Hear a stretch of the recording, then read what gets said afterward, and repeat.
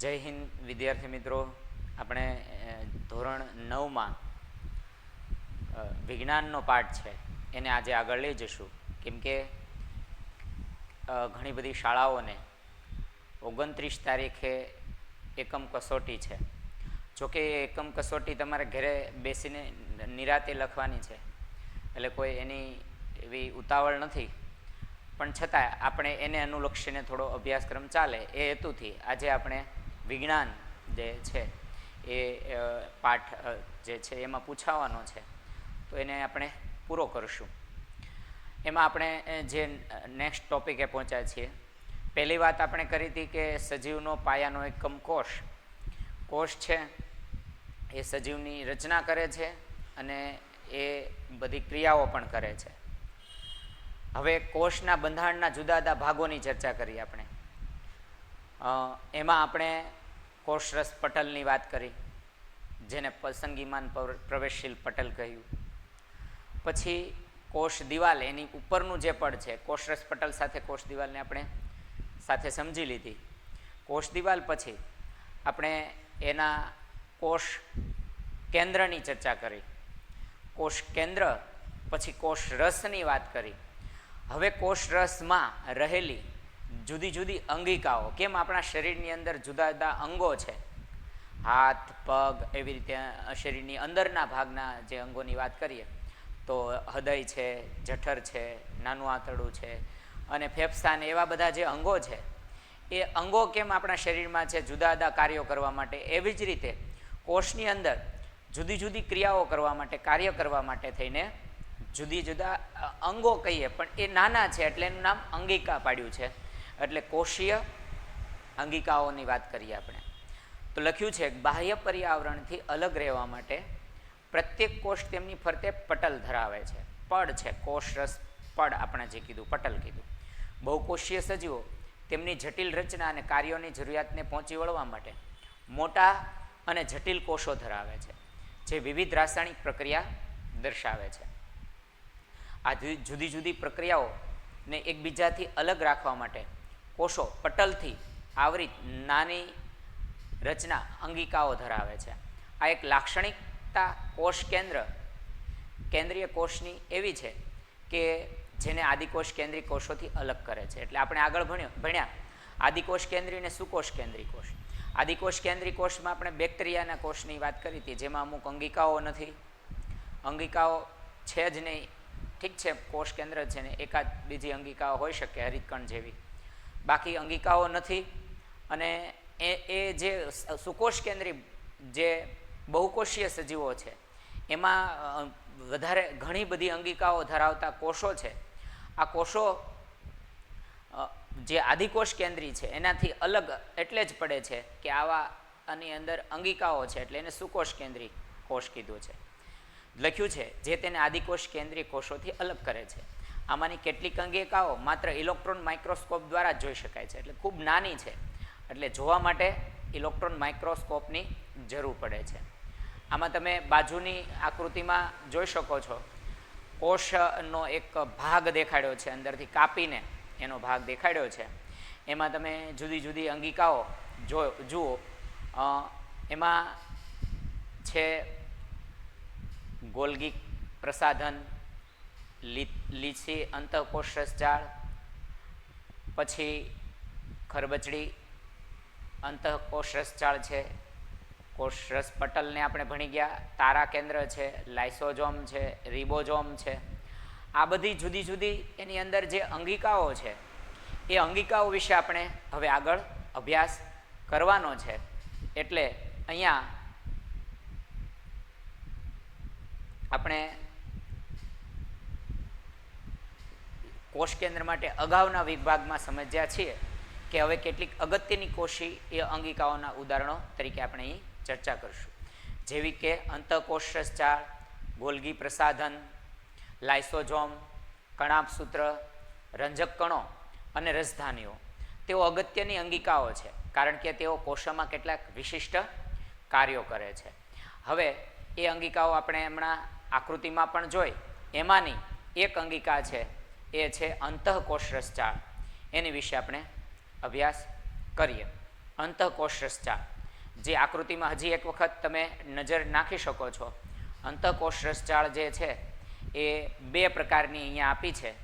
એ બે પ્રકારમાં એક ખરબચડી કણિકામય અંતઃકોષરસ જાળ અને બીજી છે લીછી અંતઃકોષરસ જાળ, જે આકૃતિમાં અહીંયા અને અહીંયા દર્શાવી છે. હવે આ જે અંતઃકોષરસ જાળ છે એની વિશે આપણે અભ્યાસ કરવાનો છે. એ માટે અંતઃકોષરસ જાળ પુટિકાઓ અને નલિકાઓની મોટી આવરિત જાળીરૂપ રચના ધરાવે છે. પુટિકાઓ એટલે નાની નાની કોથળી જેવી રચનાઓ એવું, અને નલિકાઓથી મોટી આવરિત જાળીરૂપ રચનાઓ છે. તે લાંબી નલિકામય કે ગોળાકાર અથવા કોથળી જેવી પુટિકાઓ જેવી રચના ધરાવે છે. અંતઃકોષરસ જાળની પટલીય સંરચના કોષરસ પટલની સંરચનાને સમાન સ્વરૂપે હોય છે. અંતઃકોષરસ જાળ બે પ્રકારની છે, ખરબચડી કે કણિકામય અંતઃકોષરસ જાળ. રફ એન્ડોપ્લાઝમિક રેટિક્યુલમ અને લીછી અંતઃકોષરસ જાળ, સ્મૂથ એન્ડોપ્લાઝમિક રેટિક્યુલમ. એને ટૂંકમાં RER અને SER તરીકે આપણે આગળ હવે લખેલું હશે. કણિકામય અંતઃકોષરસ જાળ કે ખરબચડી અંતઃકોષરસ જાળ, એની વાત અહીંયા આવે છે. RER ખરબચડી સપાટી સૂક્ષ્મદર્શક નીચે દર્શાવે છે, કારણ કે તે કણોની રચના ધરાવે છે. એટલે કે જે અંતઃકોષરસ જાળ છે એની ઉપર કણ છે નાના નાના, એટલે એને ખરબચડી કીધી છે. જો લખ્યું છે કે જેને રિબોઝોમ કહેવાય છે, જેમ કણ એની ઉપર જે છે, જે ખરબચડી અંતઃકોષરસ જાળ છે એની ઉપર જે કણ છે એને રિબોઝોમ્સ કહે છે. તે ER એટલે કે અંતઃકોષરસ જાળની સપાટી પર કણો રૂપે જોડાયેલ હોય છે. રિબોઝોમ્સ એનું શું કાર્ય છે અને એની ગોઠવણ શું છે? તો રિબોઝોમ્સ જે બધા સક્રિય કોષોમાં હાજર હોય, બધા જ કોષોમાં એ હાજર હોય છે. તે પ્રોટીનનું સંશ્લેષણ કરવાનું સ્થાન ધરાવે છે. યાદ રાખો, રિબોઝોમ્સમાં પ્રોટીનનું સંશ્લેષણ થાય છે. જો અંતઃકોષરસ જાળ પ્રોટીનનું સંશ્લેષણ કરે છે, પણ અંતઃકોષરસ જાળની ઉપર આવેલી રિબોઝોમ્સની અંદર પ્રોટીનનું સંશ્લેષણ થાય છે. ER દ્વારા નિર્માણ પામેલા પ્રોટીન્સને કોષમાં જરૂરિયાતને આધારે વિવિધ સ્થાનોમાં મોકલવામાં આવે છે. એટલે અંતઃકોષરસ જાળ દ્વારા જે પ્રોટીન બન્યું હોય છે એ પ્રોટીનને વિવિધ સ્થાનો પર મોકલવામાં આવે છે. પછી સ્મૂથ એટલે કે જે લીછી અંતઃકોષરસ જાળ છે એ ચરબીના અણુનું સંશ્લેષણ કરવામાં મદદરૂપ થાય. યાદ રાખો, ખરબચડી અંતઃકોષરસ જાળ છે એની ઉપર રિબોઝોમ્સ છે જે પ્રોટીનનું સંશ્લેષણ કરે છે, જ્યારે લીછી અંતઃકોષરસ જાળ છે એ ચરબીના અણુનું સંશ્લેષણ કરવામાં, એટલે કે ચરબીના અણુઓ બનાવવામાં મદદરૂપ થાય છે. કોષના અગત્યના કાર્ય માટે લિપિડનું નિર્માણ કરે છે. લિપિડ એટલે જ ચરબી. આમાંના કેટલાક પ્રોટીન અને લિપિડ, પ્રોટીન અને ચરબી કોષરસ પટલના બંધારણમાં પણ મદદરૂપ થાય છે. આ ક્રિયા પટલનું જૈવ સંશ્લેષણ તરીકે ઓળખાય છે. કેટલાક અન્ય પ્રોટીન અને લિપિડ ઉત્સેચકો અને અંતઃસ્ત્રાવો તરીકે કાર્ય કરે છે.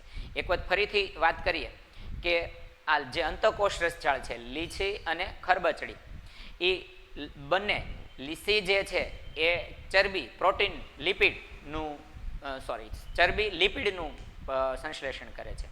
ખરબચડી જે અંતઃકોષરસ જાળ છે એ પ્રોટીનનું સંશ્લેષણ કરે છે. એટલે લખ્યું આમાંના કેટલાક પ્રોટીન્સ અને લિપિડ કોષરસના બંધારણમાં પણ મદદરૂપ થાય, એટલે આ જે ક્રિયા બની એને જૈવ સંશ્લેષણ તરીકે ઓળખાય છે. કેટલાક અન્ય પ્રોટીન્સ અને લિપિડ્સ ઉત્સેચકો અને અંતઃસ્ત્રાવો તરીકે કાર્ય કરે છે. અલબત્ત વિભિન્ન કોષોમાં અંતઃકોષરસ જાળ છે એની રચનામાં ઘણી વિવિધતા જોવા મળે છે. તે હંમેશા જાળીરૂપ તંત્રમય રચનાનું નિર્માણ કરે છે. આકૃતિમાં તમે એ અંતઃકોષરસ જાળ ફરીથી જોઈ શકો છો. હવે આમ કોષ કેન્દ્ર અને કોષરસ વચ્ચે કોષરસના વિવિધ પ્રદેશમાં અંતઃકોષરસ જાળ દ્રવ્યોના વહન માટે માર્ગ તરીકેનું કાર્ય પણ કરે છે. તમે આકૃતિમાં જોશો તો જે ખરબચડી કણિકામય અંતઃકોષરસ જાળ જે છે એ અહીંયા જે છે એ તમે જુઓ તો કોષ કેન્દ્ર અને કોષરસને વચ્ચે આવેલી છે, એટલે કે કોષ કેન્દ્ર ઉપર ચોંટેલી છે. એટલે કોષ કેન્દ્રમાં અમુક દ્રવ્યોને લઈ જવા માટે, બહાર લઈ કાઢવા માટે કોષ રસમાંથી દ્રવ્યો કોષ કેન્દ્રમાં પ્રવેશે કે બહાર નીકળે એ માટેનું નિયંત્રણ પણ કરે છે. આમ અહીંયા કોષ કેન્દ્ર અને કોષરસ વચ્ચે કે કોષના વિવિધ પ્રદેશમાં અંતઃકોષરસ જાળ દ્રવ્યોના વહન માટે માર્ગ તરીકેનું કાર્ય કરે છે. કોષની કેટલીક જૈવ રાસાયણિક પ્રવૃત્તિઓ માટે અંતઃકોષરસ જાળ કોષીય બંધારણીય સપાટી પૂરી પાડે છે. અંતઃકોષરસ જાળ છે કેટલીક ક્રિયાઓ જે કોષની અંદર થાય છે, જેને જૈવ રાસાયણિક ક્રિયાઓ કહેવાય છે, એની માટે અંતઃકોષરસ જાળ એ બંધારણીય સપાટી પૂરી પાડે છે. એ સપાટી પર પ્રક્રિયાઓ થાય છે. પૃષ્ઠવંશી પ્રાણીઓ, જેને પીઠ છે, આપણે કરોડરજ્જુ કહીએ છીએ, એવા પ્રકારના જે પ્રાણીઓ છે જેને કરોડરજ્જુ છે, એ પૃષ્ઠવંશી પ્રાણીઓ યકૃતના કોષો એ લીછી અંતઃકોષરસ જાળ સમૂહમાં ઘણા વિષારી દ્રવ્યો અને દવાઓને બિનવિષકારી બનાવવાની અગત્યની ભૂમિકા ભજવે છે. યાદ રાખો, પૃષ્ઠવંશી પ્રાણીઓમાં યકૃતના કોષોમાં જે લીસી અંતઃકોષરસ જાળ છે એ વિષારી દ્રવ્યો અને દવાઓને વિષારક બનાવવાની અગત્યની ભૂમિકા ભજવે છે. અહીંયા જે એક કોષ આપ્યો છે એ અહીંયા વનસ્પતિ કોષ આપ્યો છે, જેમાં તમે કોષ દિવાલ જોઈ શકો છો. કોષ દિવાલ છે, કોષ પટલ પછી કોષ દિવાલ છે, એમાં પણ કોષરસ અંતઃકોષરસ જાળ લીસી અને કણિકામય બંને જે છે એ આકૃતિમાં અહીંયા આપણે જોઈએ તો છે. તો વનસ્પતિ કોષમાં પણ એ છે. હવે બીજી એક અંગિકાની વાત આપણે કરવાની છે, ગોલ્ગી પ્રસાધન, જેનું નામ છે ગોલ્ગી પ્રસાધન. આપણને એવું થાય આવું નામ કેમ હશે, તો એનું કારણ અંદર આપ્યું જ છે શરૂઆતમાં જ. ગોલ્ગી પ્રસાધનનું સૌપ્રથમ વર્ણન કેમિલો ગોલ્ગીએ કર્યું, એટલે આનું નામ ગોલ્ગી પ્રસાધન છે. તે પટલ દ્વારા આવૃત તંત્રની બનેલી છે. ગોલ્ગી પ્રસાધન એક વખત આપણે આકૃતિમાં ગોલ્ગી કાય કે ગોલ્ગી પ્રસાધનને અહીંયા જોઈ લઈએ. આ જે છે એ ગોલ્ગી પ્રસાધન અહીંયા કીધું છે એ પ્રકારની છે. એ જ રીતે અહીંયા આપણે આગળ જે અભ્યાસ કર્યો છે એ કોષમાં પણ તમને ગોલ્ગી જોવા મળશે, જે આકૃતિમાં એ જ પ્રકારની અહીંયા છે ગોલ્ગી પ્રસાધન. હવે આપણે એ ગોલ્ગી પ્રસાધન વિશે આગળ વધીએ.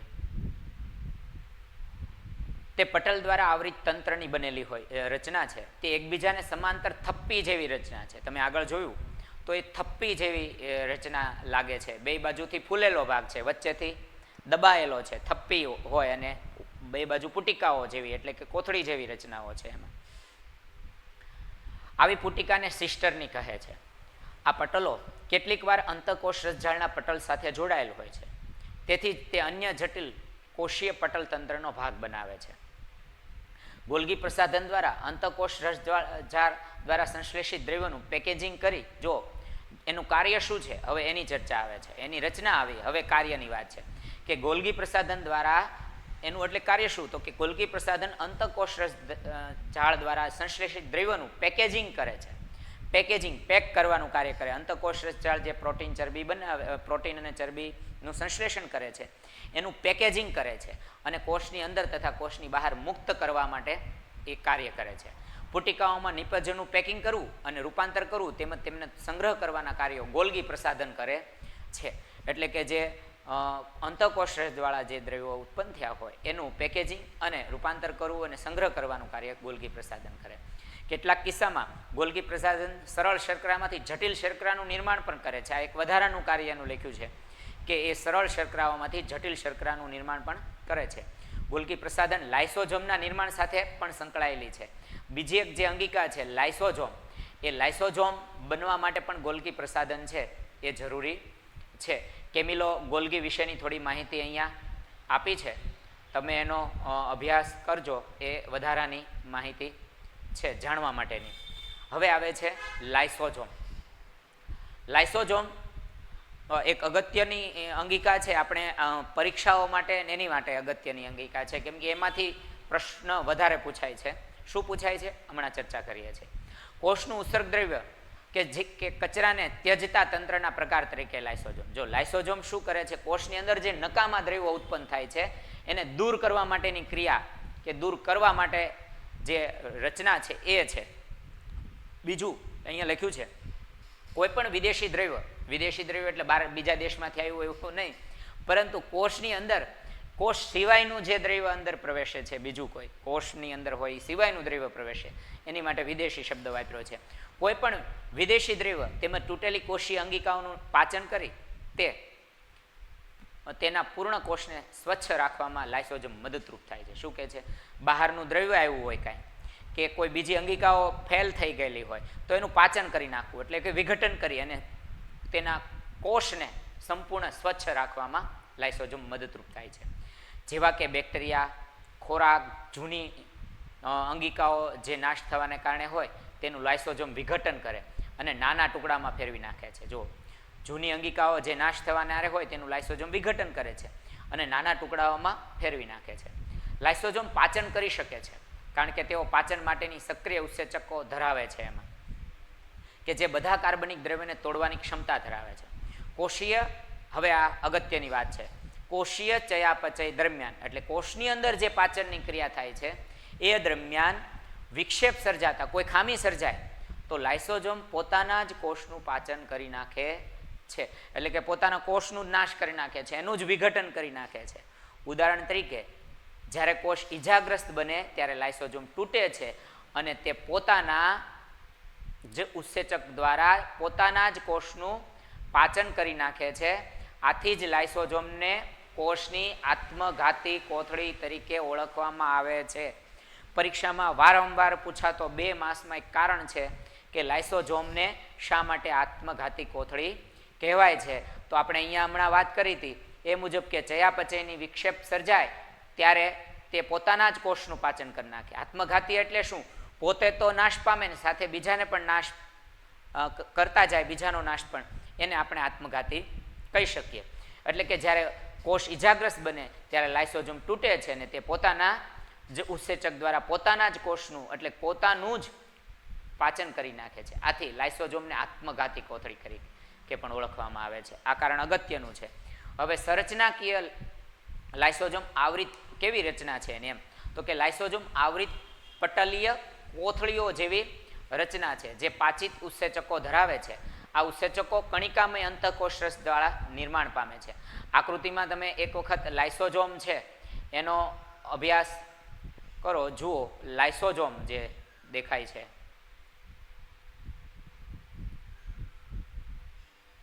એ અહીંયા એક નાના એવા એક બિંદુ સ્વરૂપે લાઇસોઝોમ દર્શાવેલું છે વનસ્પતિ કોષમાં. જ્યારે પ્રાણી કોષમાં આપણે જોઈએ તો એમાં લાઇસોઝોમ 2-3 એક જગ્યાએ ખાસ કરીને એમાં આ જે ભાગ છે લાઇસોઝોમ એમાં અહીંયા એક બિંદુ સ્વરૂપે દર્શાવેલ છે. આ લાઇસોઝોમનું કાર્ય શું છે એ હમણાં આપણે ભણ્યા કે એ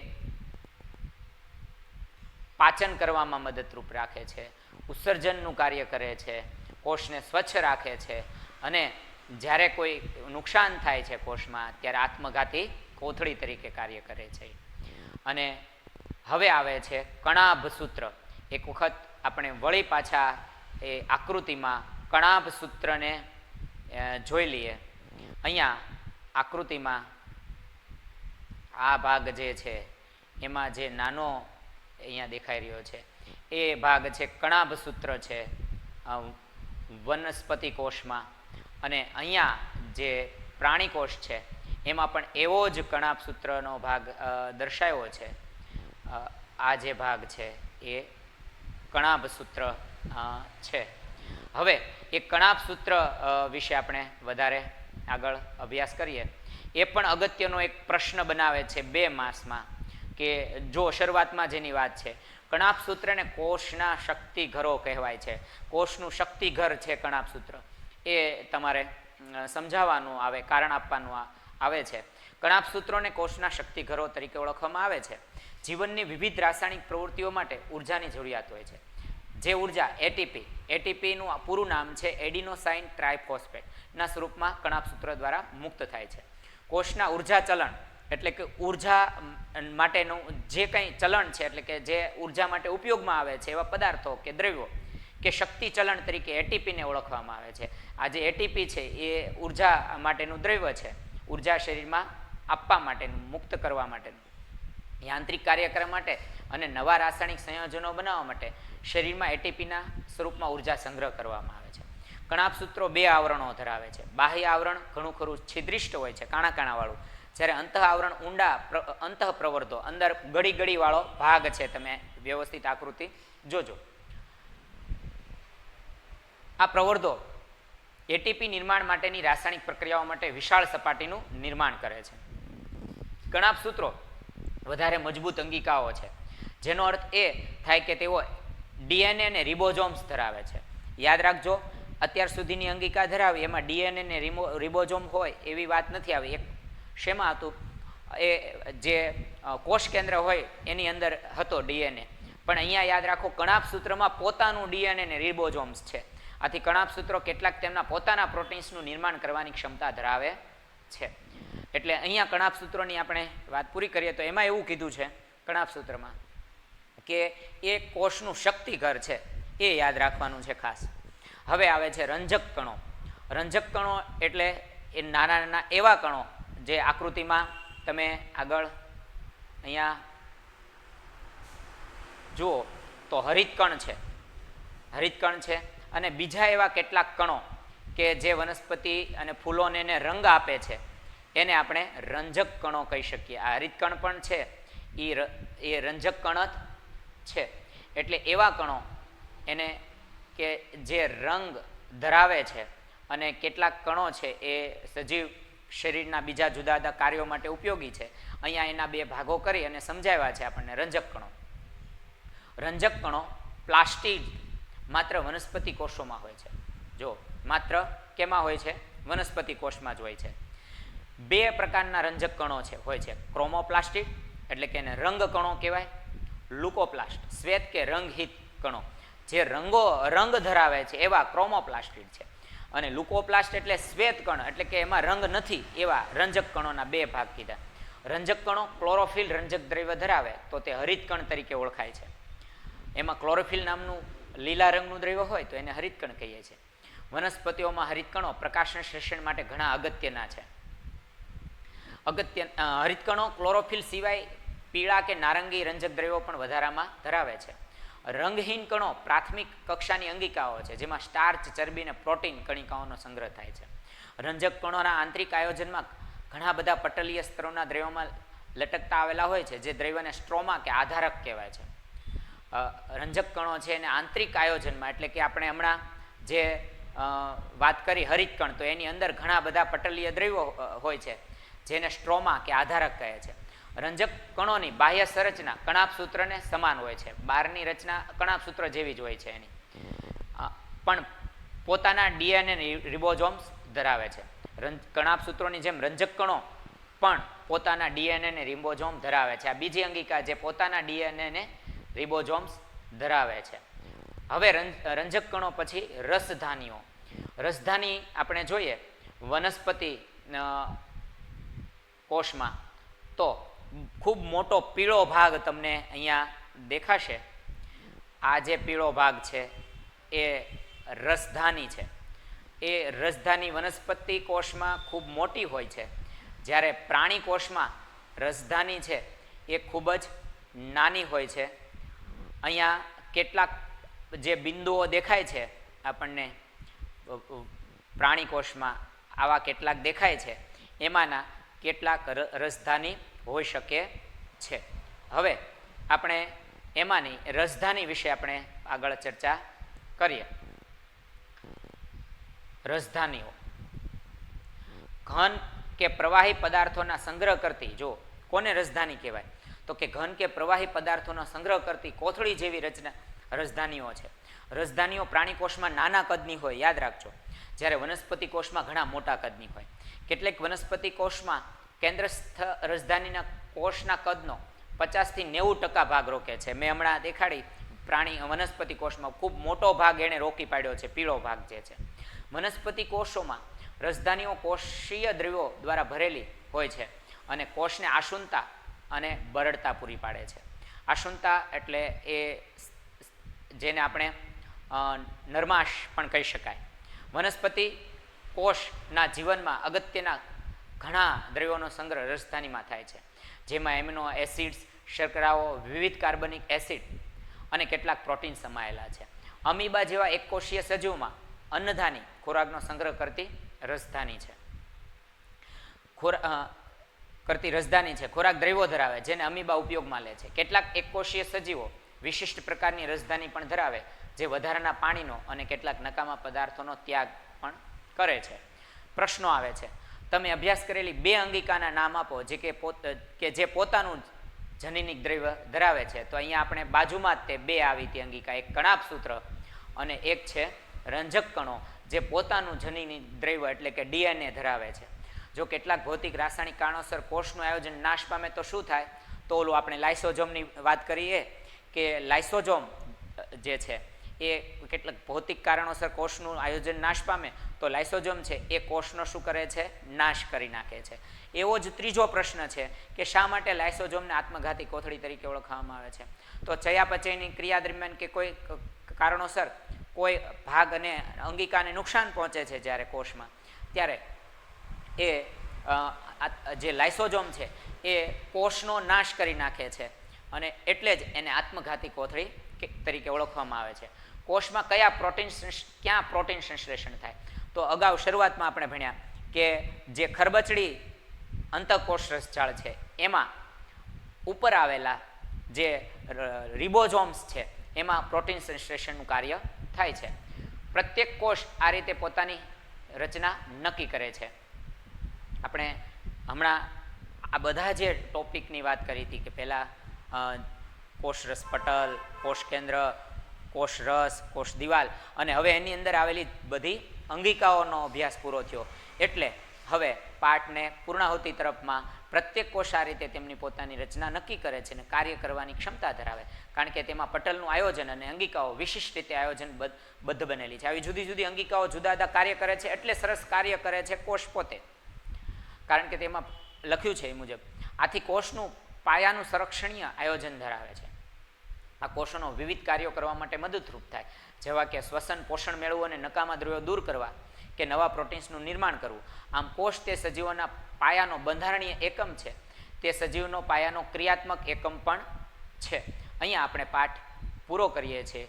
હોમવર્કમાં આપણને અહીંયા જે સ્વાધ્યાયના આ પ્રશ્નો છે થોડી વાર માટે પોઝ કરી અને આ પ્રશ્નોના જવાબ તમે લખવા માટે કરી શકો છો વિડીયોને પોઝ, અને બાકીના તમે 8 નંબરના પ્રશ્નો સુધી જવાબ તમારે આપવાના છે. અને જે વાદળી રંગના પ્રશ્નો જે આવ્યા હતા અહીંયા જે હમણાં આપણે ચર્ચા કરી છેલ્લે, એ પ્રશ્નોના જવાબ પણ તમારે હોમવર્કમાં લખવાના છે. વિડીયો પોઝ કરીને તમે પ્રશ્નો લખી શકો છો. Thank you.